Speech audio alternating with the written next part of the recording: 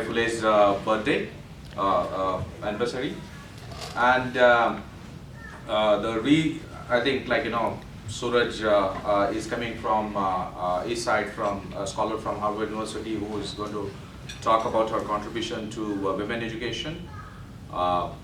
Today we see is like in all aspects of her life, women are on par with men, and it can only happen because of the legendary contribution by people like Savitri Phule, who went against the mainstream for the rights of women in India by starting the first school in Pune. What you see is we need to be grateful for the contributions like Savitri Phule's, where discrimination based on a gender was challenged in an era when women were not allowed to go outside of the house. Today we are going to be celebrating her birthday, and going to listen to words from Suraj on her contribution back in India, and parallels to such reforms across the world.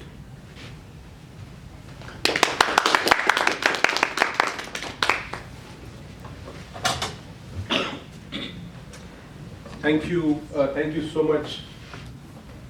Thank you so much, Tanmay, and thank you so much, Prashant. I would really just like to shout out Prashant's family. Come on.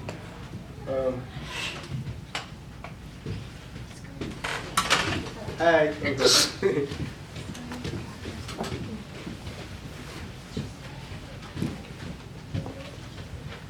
Thank you everybody for coming. Today today is actually a different day for many of us, what's happening in the country, and also what is happening here in America and across the changing geopolitical landscape. I hope to cover some of the issues as we talk today, but I would really like to shout out to my friends here who are the Pacific Northwest Ambedkarites, who have really convened, and I think this is formidable. This is like first of its kind organizing that they have been doing as a group of Ambedkarites, which is actually engaging on the issue of caste, which is actually the central issue, but it gets masked under various parameters that makes the Brahminical class good, but doesn't make them uncomfortable when they deal with issues of violence and sexism and other forms of bigotries that we see across the board.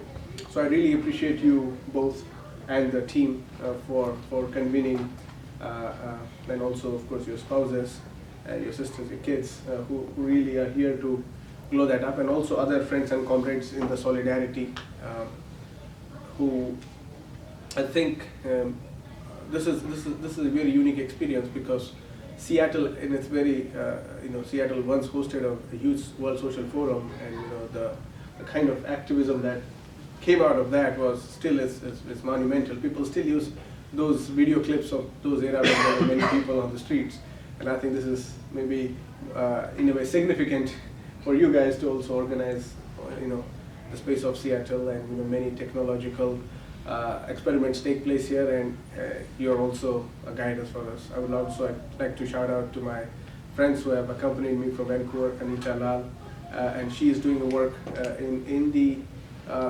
Canadian British Columbia arena, herself a Dalit, third generation, and we have been trying to now think about how to revive the caste-centric anti-caste activism. And along with her Millen, who is a scholar, who is based at Simon Fraser University, and I think these are the kind of diversity we would like to bring. Arul has always been with us for long now, and it's very heartening, and thank you also, Sasha. So many of you, as I will come to know by the end of today.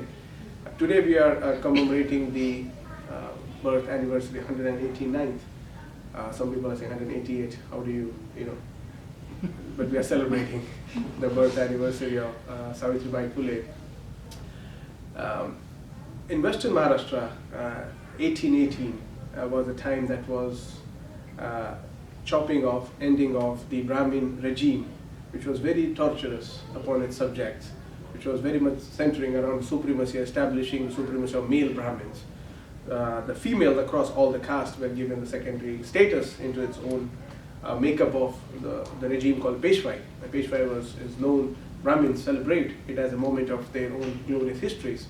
But Peshwai has a very, if you look through a woman or look through a subaltern perspective, it is one of the dark episodes of history. And I think it took approximately 500 Mahars to end the tyranny along with the British captain to fight against the heavy army at the now which is known as Koregaon Bhima Park, which is again the new assertive symbol which the state couldn't tolerate, and then they apparently put many activists who were participating into this by framing them as Maoist, Naxalites, or other anti-nationals. And I think in this regime, through the regime of Brahminism, everybody else is anti-national.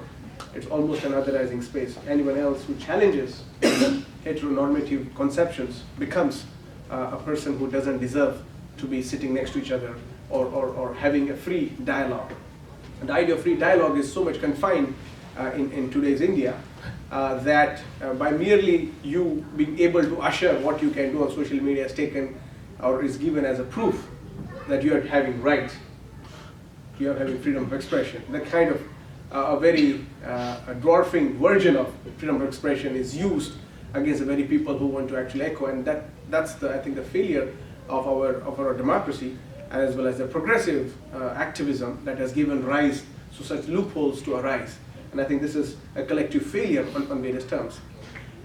Savitri Phule, 1818 and 1831, after Peshwa is ended, many Shudras were actually now who were not having as much status into the dominion of their region start getting power.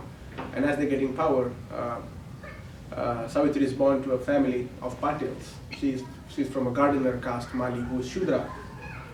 And her father is a Patil of the village, who is actually overlooking an excellent sprawling agrarian economy of that village in Naigaon, which is on Pune-Satara highway, and her mother Lakshmi Bai. This era, being born into a post-Peshwai, the reminiscence of Peshwai are still alive. As we know, when the regime falls, the remnants still remain alive, and those remnants are the hindsights of Savitri Bai's canon, because they come as one of those viruses keeping bothering her as she continues to pilot her important, impressive work. Jyotirao Phule, her husband, when both, as was the custom then, where child married into the same subcaste.